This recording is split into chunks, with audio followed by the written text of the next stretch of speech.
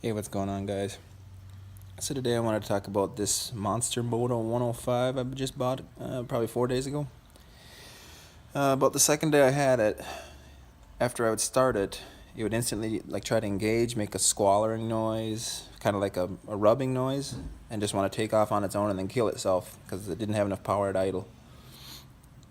And after looking on YouTube and reading into the manual, it said to take apart the clutch on there, and you're supposed to lubricate that once every 24 hours of use. Well, it's not a hard job, but it's probably 20 minutes worth of work. Maybe you can get that down to 10 or 15 after you do it, 10, 20 times. And for me, I'm pretty mechanically inclined, so it's not a big job.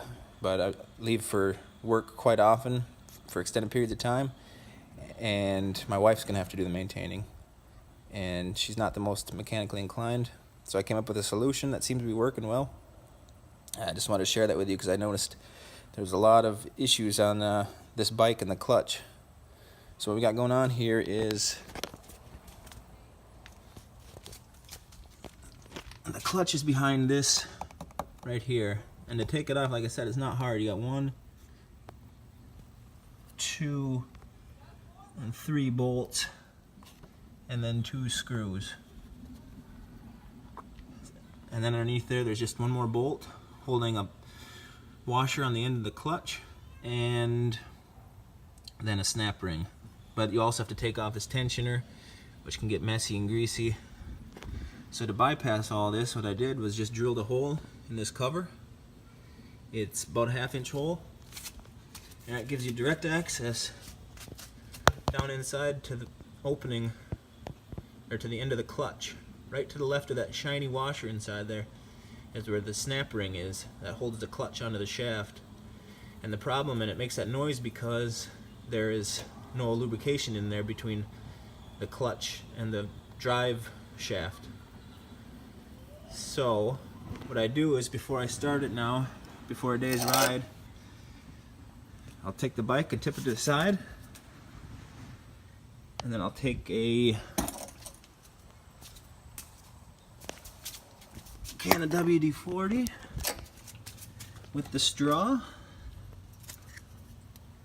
and just give it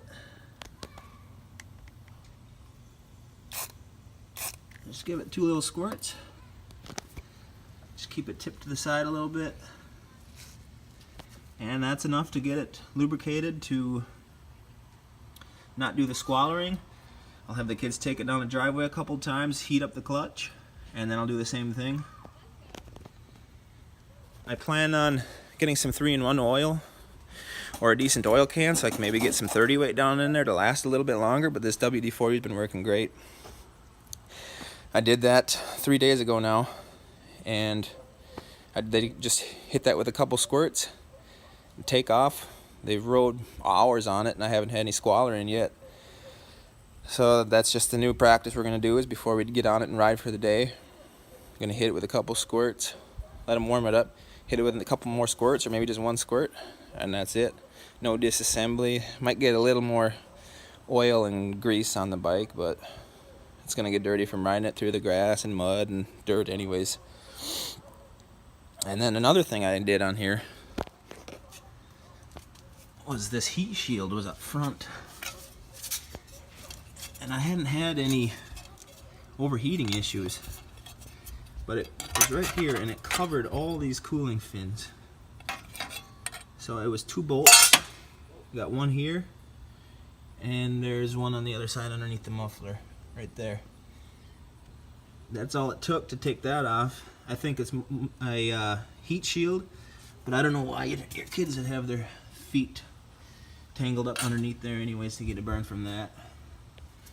So that should help cool the engine and probably keep it lasting a little bit longer. Other than that, you can see my custom foot pegs for my 2-year-old's rides, but other than that, I haven't had to do a lot to this bike, and it runs good. It's a fun little toy at a decent price. That's all I got. Thanks for checking it out. Hopefully this helps somebody. See ya.